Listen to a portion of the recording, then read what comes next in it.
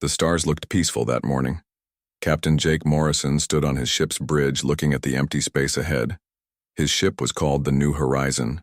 It was big and slow, built to carry people to new worlds, not to fight wars. Jake was taking 3,000 people to a planet called New Dallas.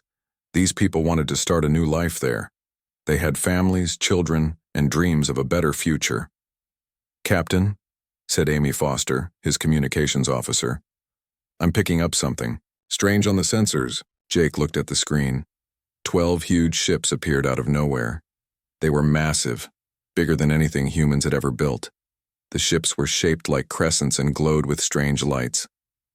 "Those aren't human ships," Jake said quietly. Admiral Kethvar sat on the command deck of his flagship. He belonged to a race called the Zephyrians. They looked like giant lizards with golden scales and bright yellow eyes. The Zephyrian Empire had ruled the galaxy for 3,000 years. "What do we have here?" Kethvar asked his officer. "Primitive ships, Admiral.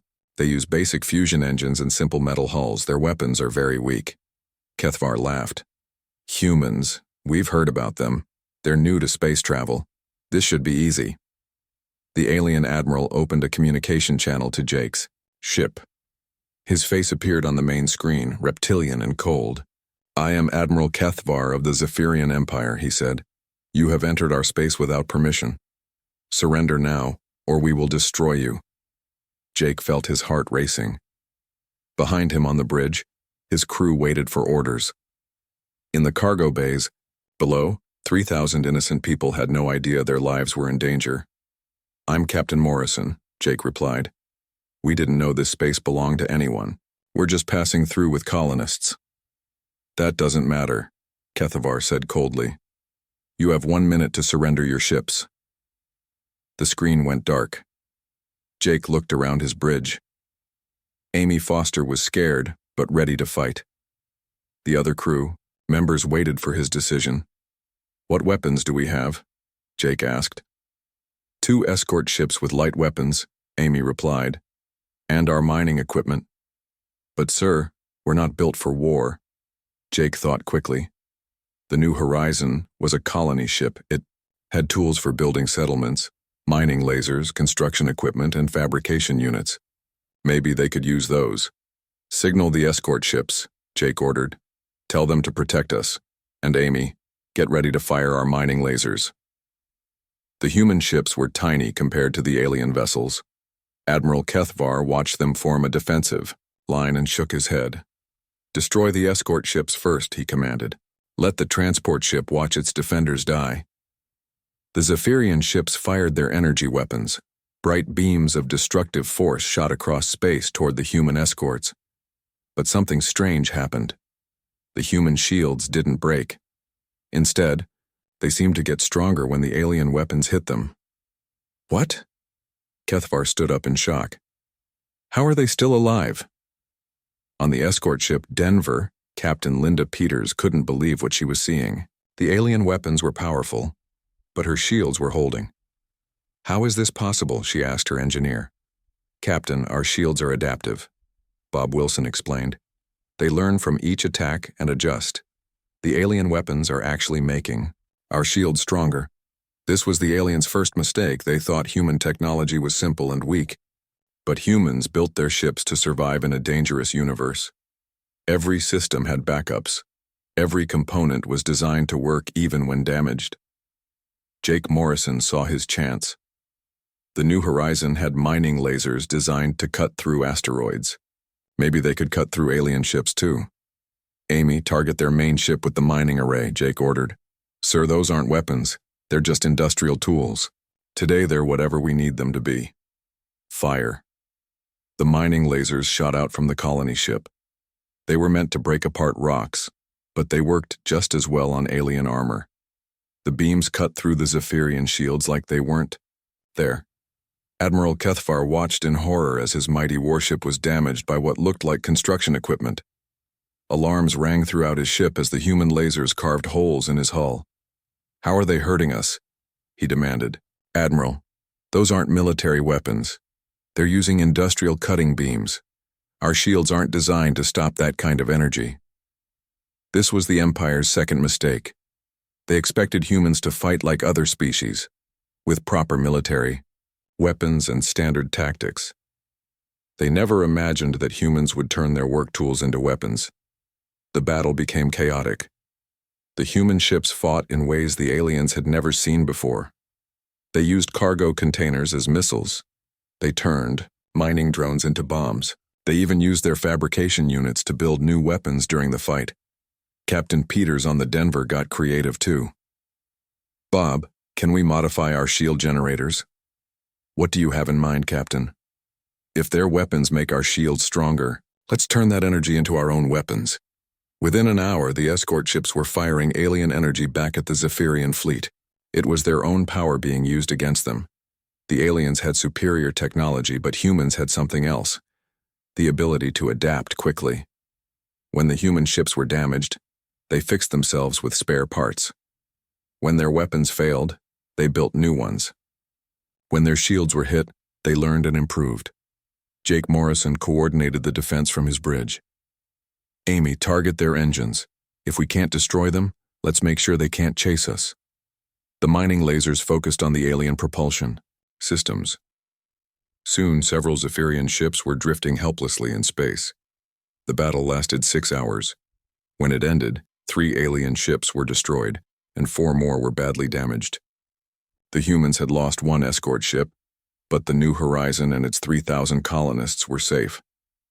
Admiral Kethvar stared at his screens in disbelief. His powerful fleet had been defeated by what he thought were primitive ships.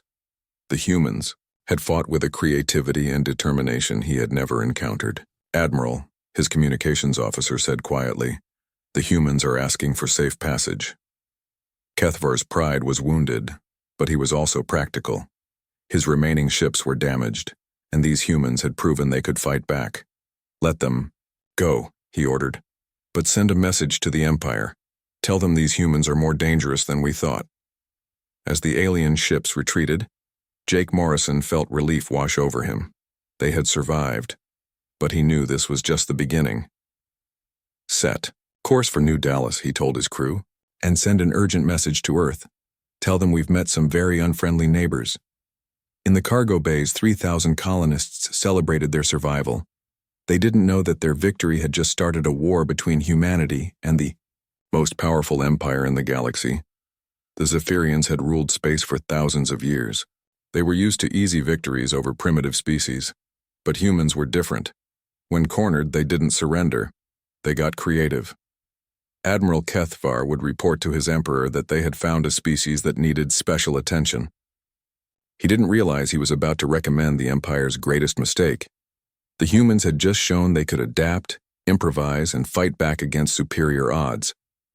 But more importantly, they had shown they wouldn't give up. The galaxy was about to learn what happened when you threatened a species that refused to quit. As the New Horizon continued toward New Dallas, Jake Morrison looked out at the stars.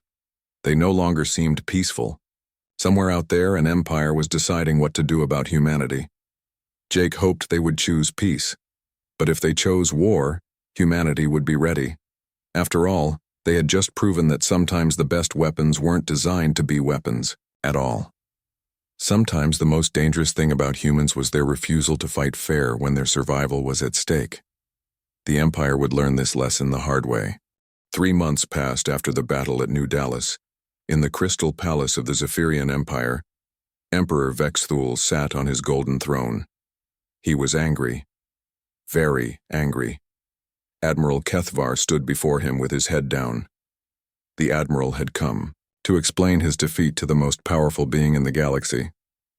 "Let me understand this correctly," the Emperor said slowly. His voice was cold and dangerous.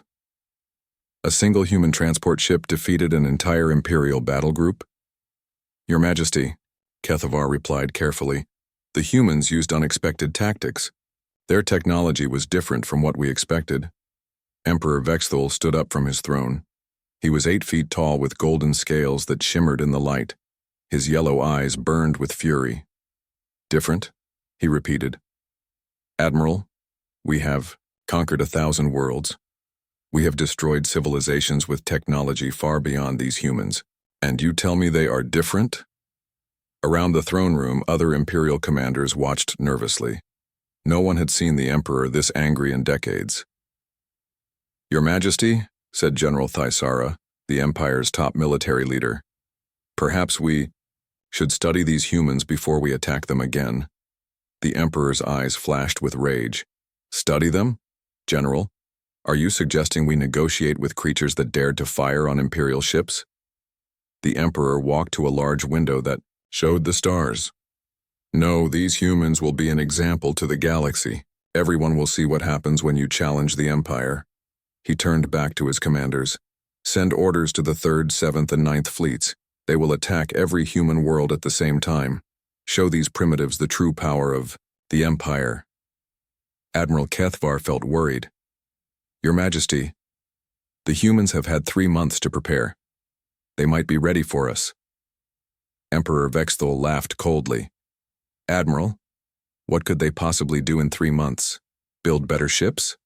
Improve their weapons? They are still using fusion engines and metal hulls. This was the Empire's biggest mistake. They thought like an empire. Slow, careful, taking years to make important decisions. They couldn't imagine a species that would change their entire civilization in just a few months. On Earth, everything had changed since Jake Morrison's message arrived. The news of hostile aliens had shocked the world. Within hours, every government and military force on the planet was working together. Commander Lisa Brooks stood in the war room deep under a mountain. Around her, hundreds of people worked at computers and communication systems. The room buzzed with activity as humanity prepared for war. Report, Lisa ordered her assistant, Major Dan Kelly. All colonies have been evacuated or turned into fortresses, Dan replied.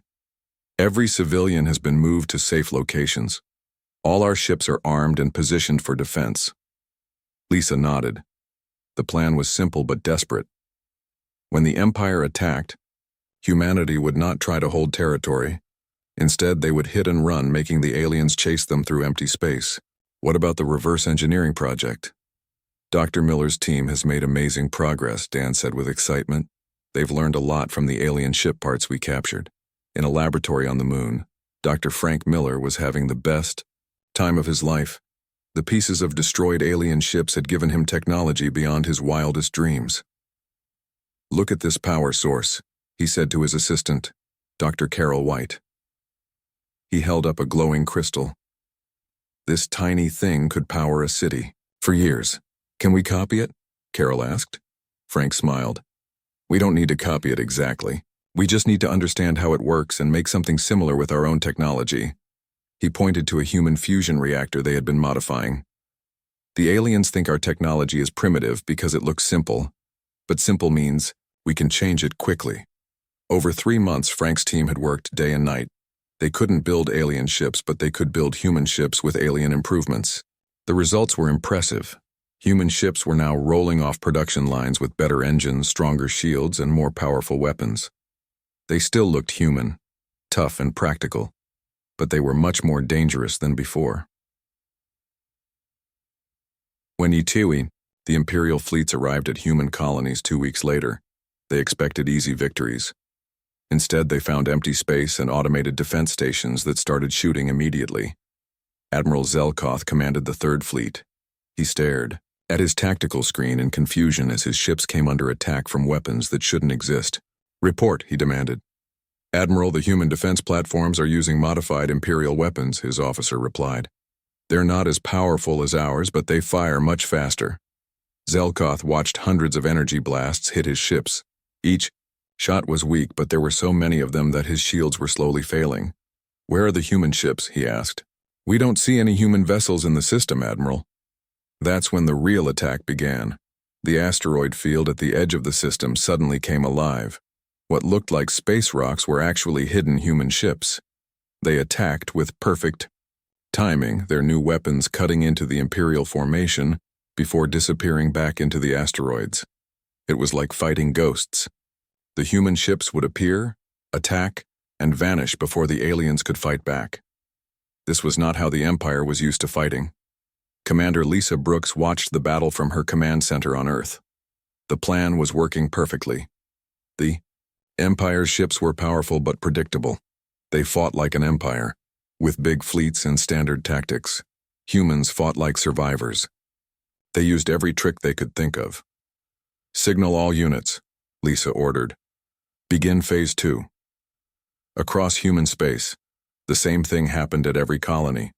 Imperial fleets arrived expecting easy targets. Instead, they found empty worlds and automated defenses. Human ships attacked from hiding and disappeared before the aliens could respond. Within a week, the Empire had lost 30 ships without destroying a single human vessel.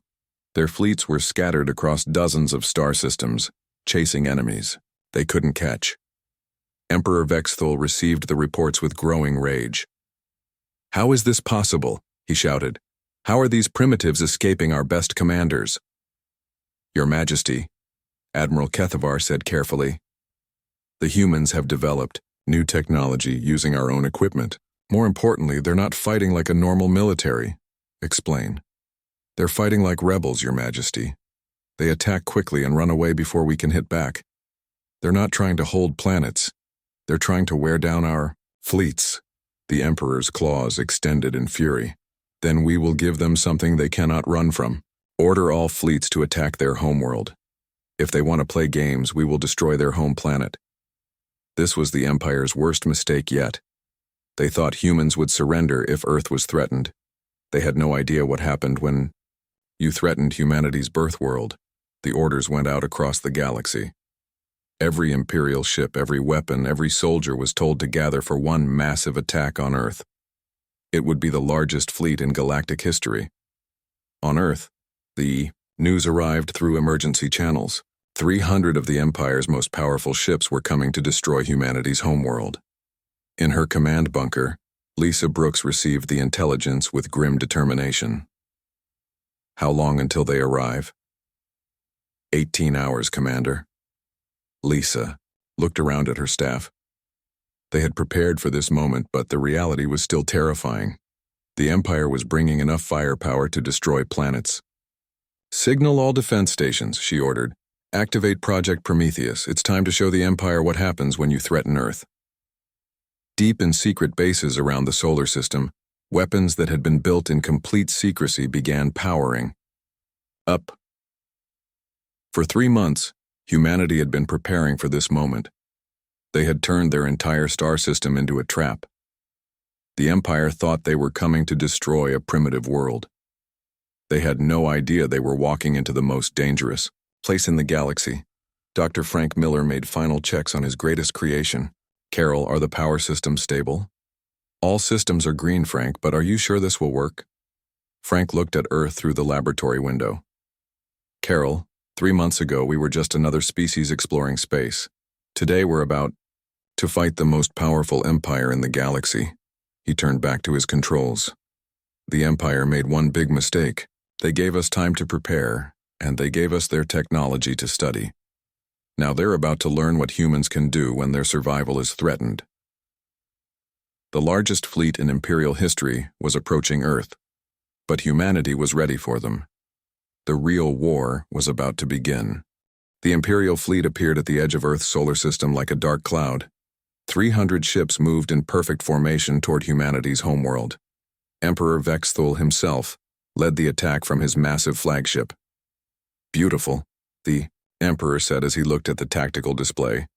300 ships, the finest the Empire has ever built. These humans will surrender the moment they see us." Admiral Kethavar stood beside him, feeling less confident. "Your Majesty, we should be careful. The humans have surprised us before." The Emperor laughed. "Admiral, look at this fleet. What could these primitives do against such power?" The answer came as a message from the third planet, Earth. A human woman appeared on their communication screen. "This is Admiral Kate Sullivan of the United Earth Defense Force," she said calmly. "You have entered human space with hostile intent. Turn back now, or face the consequences." Emperor Vexthul was amused. "They're warning us? A species that still uses metal ships is warning the mighty Zephyrian Empire?" He turned to his fleet commander. "Signal all ships, advance on their homeworld. Let's finish this." The Imperial fleet began moving toward Earth. They expected the humans to either surrender immediately or make a desperate last stand with their weak ships. They got something completely different. Space around the Imperial fleet suddenly exploded with weapons fire from every direction. The asteroid belt, which had looked empty, revealed hundreds of hidden weapon platforms. Dead moons came alive with massive gun batteries. Even floating space debris turned out to be camouflaged. "Human ships, report!" Emperor Vexthul shouted as his flagship shook under enemy fire. "Your Majesty, we're under attack from all sides," his tactical officer said with panic in his voice. "We're reading weapons signatures from over 5,000 platforms." The Emperor stared at the display in shock. The humans had turned their entire star system into a giant weapon. Every piece of rock, every moon, every asteroid had been armed and ready. "How is this possible?" he demanded. "The power requirements alone should be impossible for a fusion-based civilization." Admiral Kethvar studied the readings. "Your Majesty, I believe the humans have been busier than we thought." He was right. For 6 months, humanity had worked with desperate energy. Every factory, every shipyard, every manufacturing plant had been converted to war production. People worked 20 hours a day building weapons and defenses. But the real surprise was still coming.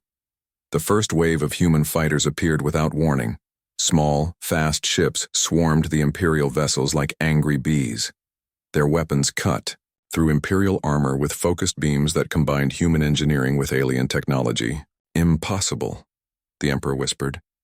"Their fighters are as fast as ours." On the bridge of the human flagship Defiance, Admiral Kate Sullivan watched the battle with grim satisfaction. The new fighter designs were Dr. Miller's greatest achievement. Small ships that could match anything the Empire had. "Signal all squadrons," she ordered. "Execute attack pattern Alpha." The human fighters suddenly changed formation. Instead of attacking individually, they moved as one giant swarm. They attacked with perfect coordination, focusing their fire on specific targets. Emperor Vexthul watched in horror as his mighty warships came under assault from thousands of human fighters. The small craft were individually weak, but there were so many of them, and they fought with a unity his own pilots couldn't match. "How many fighters do they have?" he asked. "We count over 8,000 individual craft, Your Majesty," came the reply. "And more are launching from bases throughout the system. 8,000 fighters. The Empire's entire fighter force was less than half that number. The humans had built more military ships in 6 months than the Empire built in years. I and you." His laboratory on Earth's moon, Dr. Frank Miller watched the battle through his monitors. Around him, his team was making final preparations for their greatest weapon. "Frank," Dr. Carol White called from her station, "the power readings are incredible. Are you sure the containment systems can handle this?" Frank looked up from his work. His face was tired from months of endless labor. "Carol, we're about to try something that pushes the laws of physics to their limit. I stopped being sure about anything months ago." Project Prometheus was humanity's ultimate weapon. By combining human fusion technology with alien zero-point energy systems, they had created something that shouldn't have been possible: orbital weapons platforms the size of cities. Each platform had enough firepower to destroy a fleet by itself. And Earth had 20 of them hidden around the planet. The Imperial fleet pushed through the storm of human weapons fire. Their ships were taking damage, but they were still the most powerful military force in the galaxy. They would reach Earth and complete their mission. "Your Majesty," Admiral Kethvar reported, "we've lost 30 ships, but we're breaking through their outer defenses." Emperor Vexthul nodded grimly. "Signal the fleet. Prepare for planetary bombardment. End this war."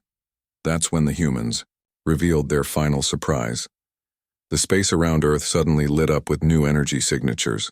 Massive structures, each one the size of a city, powered up around the planet. These weren't the defensive batteries the aliens had seen before. These were weapons of unimaginable scale. "What are those?" Emperor Vexthul whispered. Dr. Miller's voice came over the communication system, broadcast to every ship in the battle. "Gentlemen, you're looking at Project Prometheus, humanity's answer to anyone who threatens our homeworld." The orbital platforms opened fire. The weapons that struck the Imperial fleet were unlike anything in the galaxy. They combined human industrial power with alien technology, creating energy beams that could punch through any armor. The platforms were powered by modified fusion reactors that generated impossible amounts of energy. Within minutes, a dozen Imperial dreadnoughts were destroyed or crippled. The rest of the fleet found themselves under attack from weapons that matched their own firepower, while still fighting thousands of fighters and defensive platforms. Emperor Vex Thul stared at the tactical display as his invincible fleet was being destroyed by creatures he had thought were primitives. In 6 months, the humans had not only learned alien technology, they had found ways to mass-produce it. "Your Majesty," Admiral Kethvar said urgently, "we must retreat. We've lost over 80 ships, and the humans are still fighting." The Emperor's golden eyes were fixed on Earth, hanging peacefully in space while the battle raged around it. For the first time in his life, he was facing defeat, not by another empire, but by a species that fought in ways he couldn't understand. "How?" he asked quietly. "How did they do this so quickly?" On Earth, Admiral Kate Sullivan had the answer. In her command bunker deep underground, she spoke to her staff about what they had accomplished. 6 months ago, we were just another species, exploring space, she said. Today we're fighting the most powerful empire in the galaxy. We did it because we had to. She looked at the tactical display showing the battle above. The Empire made one crucial mistake. They gave us time to prepare, and they gave us their technology to study. But most importantly, they threatened our homeworld. Kate turned to her communications officer. "Send a message to the Imperial fleet. Tell them this is their last chance to retreat." The message reached Emperor Vex Thul as another of his dreadnoughts exploded under human fire. The human admiral appeared on his screen, her face calm but determined. "Emperor Vex Thul, this is Admiral Sullivan.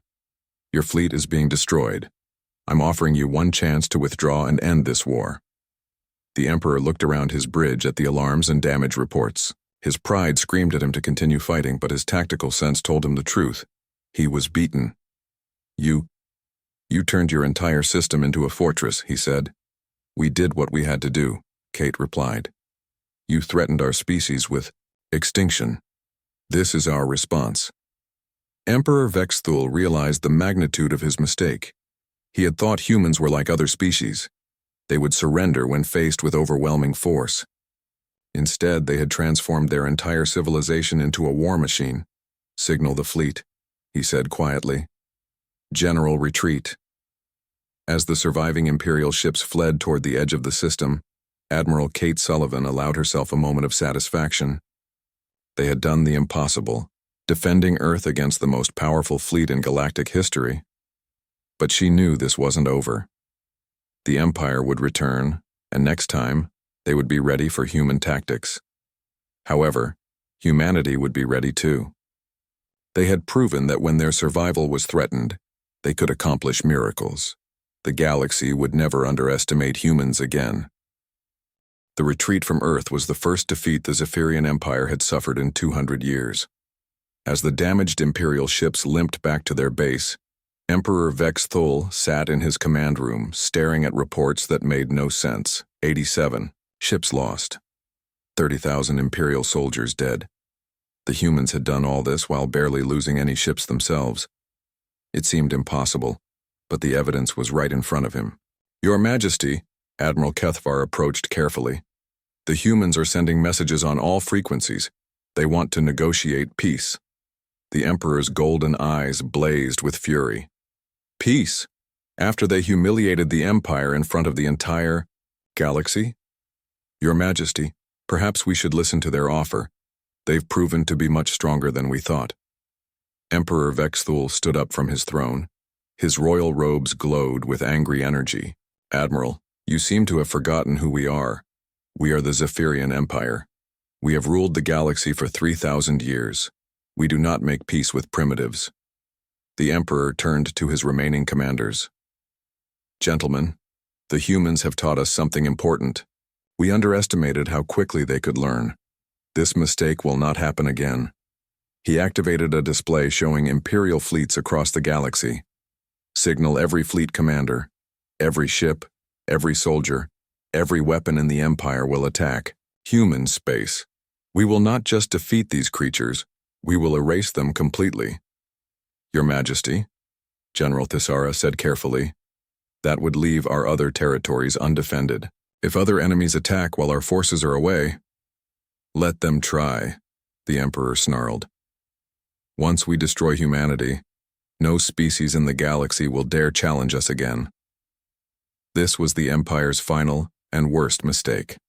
They believed that massive force would work where strategy had failed. They couldn't understand that threatening humanity's existence might make them even more dangerous. On Earth, news of the Empire's total mobilization reached Admiral Kate Sullivan through deep space monitoring stations. The reports were terrifying. Over 2,000 Imperial ships were gathering, representing almost the entire military power of the galaxy's ruling empire. In her expanded command center, Kate stood before displays showing the approaching threat. Around her, humanity's best military minds worked frantically to prepare for what might be their species' last battle. Status report, she ordered. Colonel Mike Thompson checked his screens. All colonies have been evacuated. Every available ship has returned to Earth. We have 900 vessels ready for combat, plus our orbital defense platforms. Kate nodded. 900 ships against 2,000. The numbers looked hopeless, but humanity had learned that numbers didn't always tell the whole story. What about Project Ragnarok? Dr. Miller's team finished preparations this morning. All systems are armed and ready. Project Ragnarok was humanity's most desperate plan, something so dangerous it had never been seriously considered until now. If the Empire wanted to destroy humanity completely, they would learn what happened when you left a species with nothing to lose. In his laboratory on the Moon, Dr. Frank Miller was working on technology that pushed science to its absolute limits. Around him, his team worked with the focused intensity of people who knew their species' fate hung in the balance. Frank, Dr. Carol White called from her monitoring station. The power readings are incredible. Are you sure we can control this? Frank looked up from his work. His face showed the exhaustion of months spent working 20-hour days. Carol, we're about to try turning our own sun into a weapon. I stopped being sure about anything a long time ago. Project Ragnarok was based on theoretical science that had been considered too dangerous to attempt. By combining human fusion technology with alien zero-point energy systems, it might be possible to create a controlled solar flare that would destroy every electronic system within a light year of Earth. The cost would be enormous. Earth's technology would be destroyed along with the Imperial fleet. Billions would die as power systems failed. But the Empire would be eliminated, and humanity's other colonies would survive to rebuild. It was the ultimate expression of human determination. If we can't win, we'll make sure you can't either. The Imperial fleet arrived at Earth's solar system like a swarm of metal death. 2,000 ships in perfect formation, carrying enough firepower to destroy entire star systems. Emperor Vexthul had come personally to watch humanity's extinction. Magnificent, he said, looking at the tactical display. Let the galaxy see what happens to those who defy the Empire. This time, there would be no clever strategies. The Imperial fleet would advance with overwhelming power, destroying everything until nothing remained of human civilization. Signal all ships, the Emperor commanded. Begin the final assault. The Imperial attack began with the systematic destruction of humanity's outer defenses.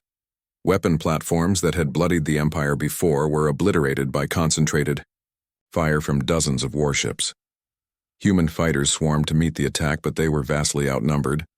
Admiral Kate Sullivan watched the battle from her command bunker, tracking the fight through encrypted transmissions from her ships. The plan was working exactly as predicted. The Empire was committing everything to one massive attack, convinced that overwhelming force would guarantee victory. Signal all units, she ordered.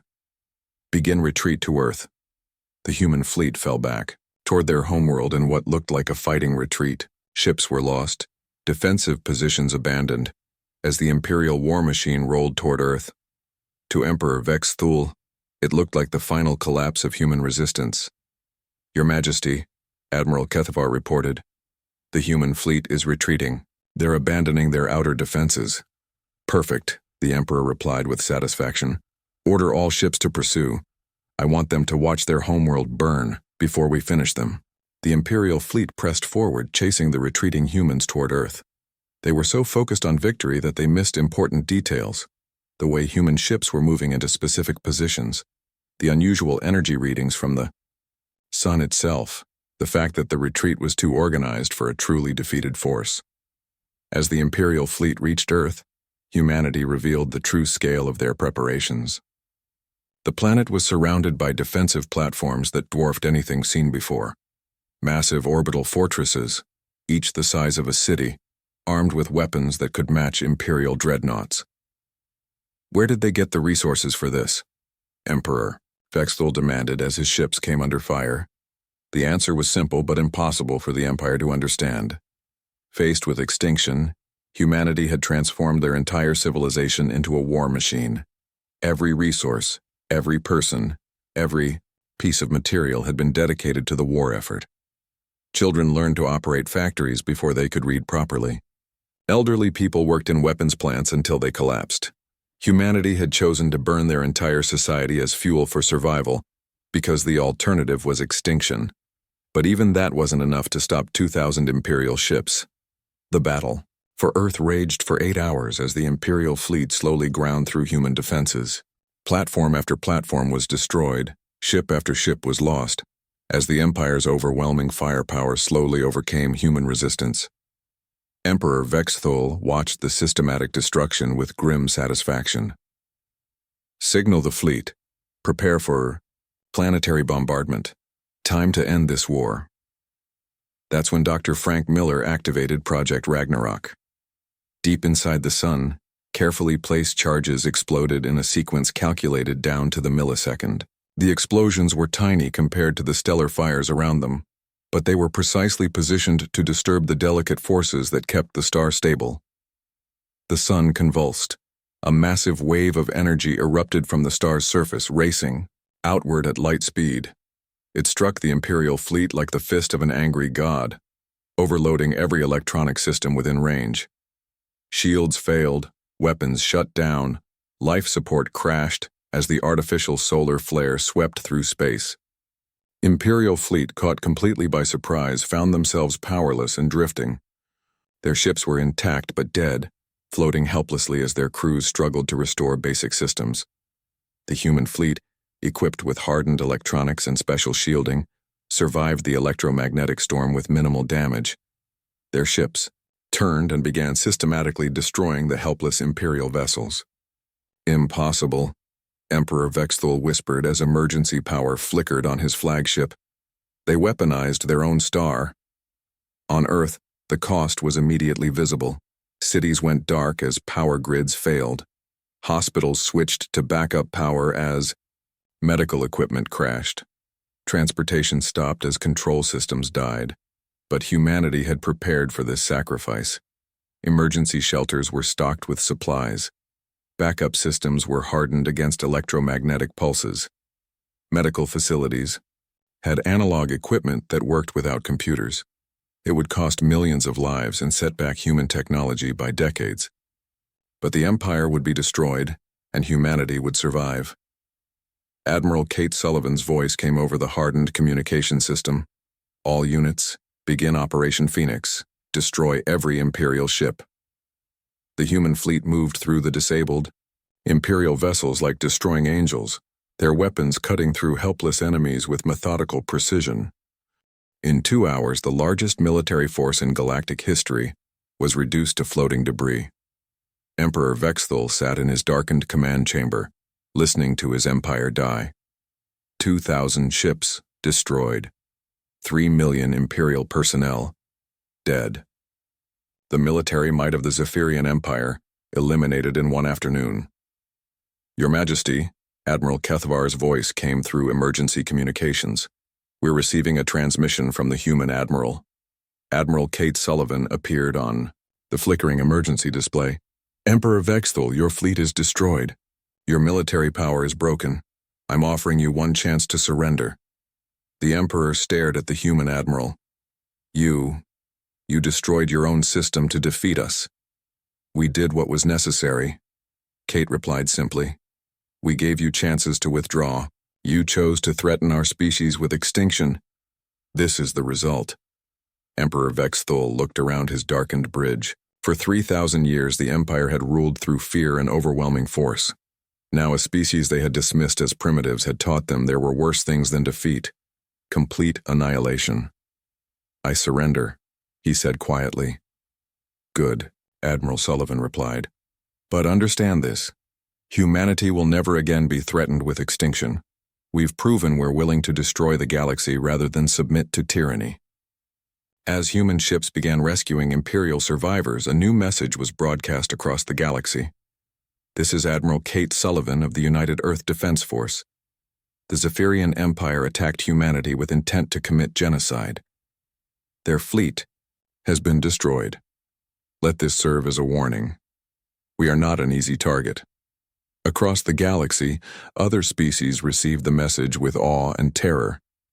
The empire that had seemed invincible for thousands of years had been destroyed by creatures who had barely achieved spaceflight. More importantly, they learned something about humanity that would reshape galactic politics forever. These were not a species to be threatened. They were a species that would turn their own star into a weapon rather than accept extinction. The Empire's greatest mistake had been assuming humans were like every other species. They learned, far too late, that humanity was something entirely different, a species that grew stronger under pressure and absolutely refused to give up when survival was at stake. The galaxy would never make that mistake again.